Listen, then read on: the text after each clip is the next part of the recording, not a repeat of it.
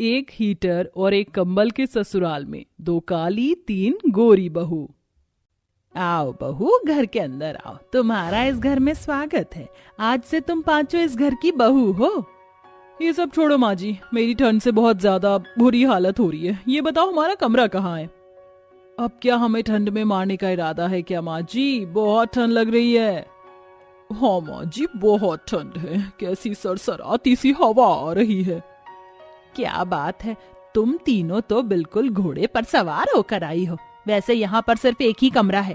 जाओ अंदर कमरे में हीटर और रजाई रखिए, जाकर बैठ जाओ। सुलेखा अपनी 3 बहू को एक ही कमरे के अंदर भेज देती है। वहीं दरवाजे पर 2 बहू घूंघट करके खड़ी रह जाती हैं। तुम दोनों ने घूंघट क्यों किया है? हटा दो घूंघट और तुम भी जाकर हीटर के पास बैठ जाओ।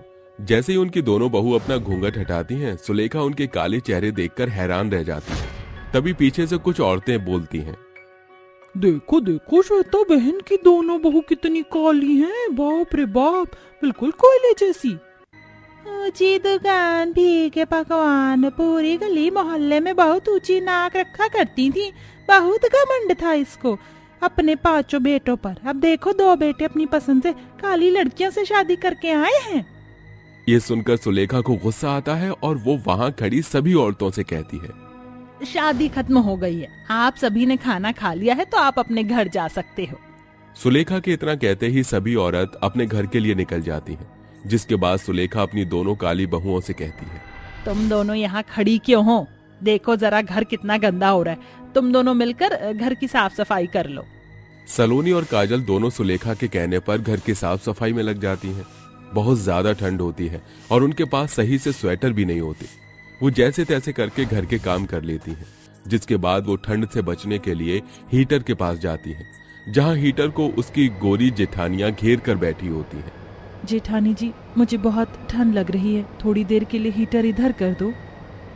अरे तुझे ठंड लग रही है तो इसमें मैं क्या करूं? तेरी ठंड के चलते मैं खुद ठंड में मरती रहूं।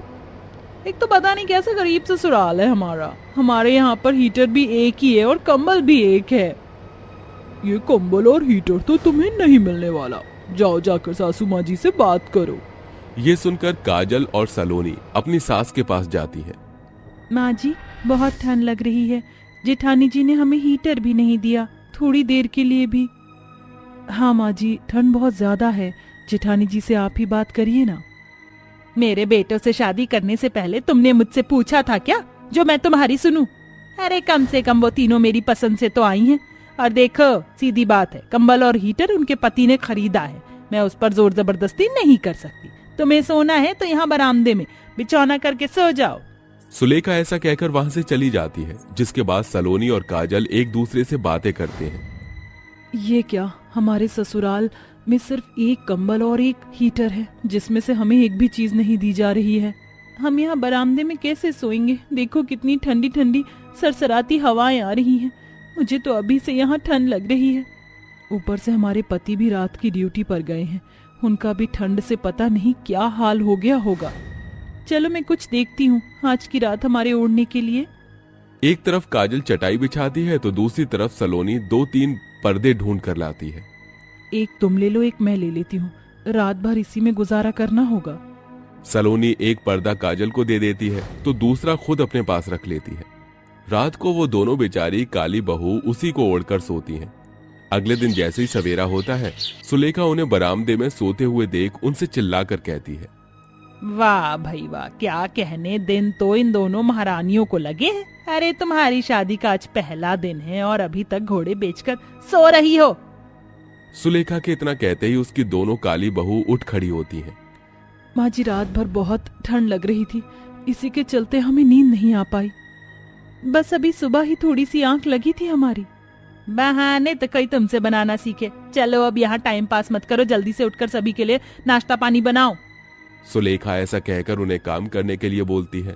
सुलेखा के कहने पर दोनों काली बहू फौरन घर के कामों में लग जाती हैं और सभी के लिए नाश्ता बनाती हैं। तो वहीं दूसरी तरफ गोरी बहुएं आराम से हीटर जलाकर कंबल के अंदर चैन की नींद सोती हैं और देर तक उठती हैं। हमारी कॉफी कहाँ है माँ जी? हमारी कॉफी नहीं आई अभी तक। क्या बात है, नाश्ता भी इतना लेट बनता है क्या? हम नई नवेली बहू हैं, हमारी किसी को कोई कदर ही नहीं है। तभी दोनों काली देवरानियां तीनों गोरी जिठानियों के लिए नाश्ता उनके बिस्तर के पास ही लेकर आती हैं, जहां पर गरम गरम हीटर चल रहा होता है। उसकी गर्माहट देखकर काजल को बहुत सुकून मिलता है। अरे वाह, यहाँ तो बहुत सुकून मिलता होगा। ज्यादा इसके ऊपर अपनी नजर रखने की जरूरत नहीं है, ये हमारा है। अगर तुम्हें भी ऐसा चाहिए तो जाओ अपने गरीब मजदूर पतियों से कहो कि तुम्हें भी ऐसा कंबल और हीटर लाकर दे दें। हाँ यार, सुबह सुबह इन कल्लों की काली गंदी शक्ल देखकर तो मेरा पूरा दिन ही खराब चला जाएगा।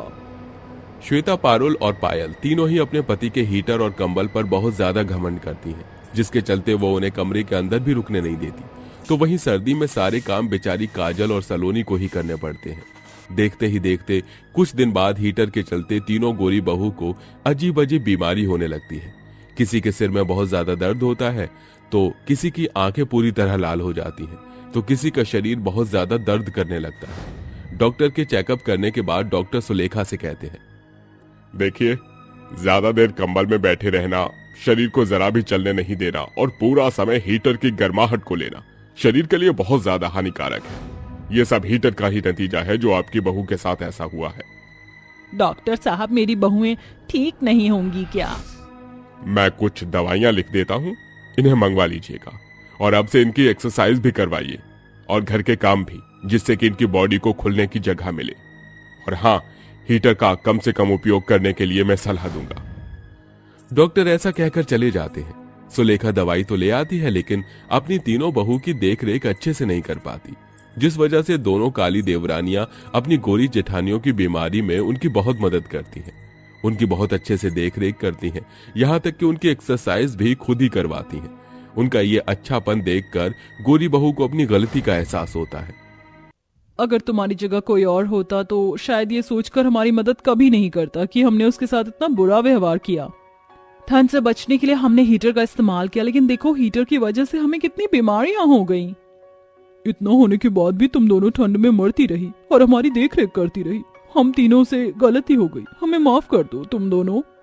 आपको ऐसी बातें करने की जरूरत नहीं है जेठानी जी। बीमारी में कोई भी होगा तो हम उसकी मदद जरूर करेंगे। हाँ जेठानी जी, ये तो कुछ भी नहीं है, और सर्दी को जितना महसूस करो उतनी ही ज्यादा लगती है। हम दोनों बहनें तो बचपन से ही सर्दी हो या गर्मी हो घर के सभी काम खुद ही करती आई हैं, तो इसलिए हमें ज्यादा सर्दी महसूस नहीं होती। मैं तो आपको भी यही सलाह दूंगी कि सर्दी को नजरअंदाज करके घर के काम और बाकी की चीजों को करते रहो, तो सर्दी उतनी नहीं लगती। सलोनी की बात से तीनों गोरी बहुएं सहमत होती हैं, जिसके बाद वो दोनों काली बहू के साथ सर्दी में घर के काम भी करवाती हैं और मिल बांटकर हीटर और कंबल का इस्तेमाल भी करती हैं। इसी के चलते सुलेखा को भी सबक मिल जाता है और वो अब गोरे और काले में फर्क करना हमेशा के लिए छोड़ देती है और अपनी पांचों बहुओं के साथ खुशी खुशी रहने लगती है।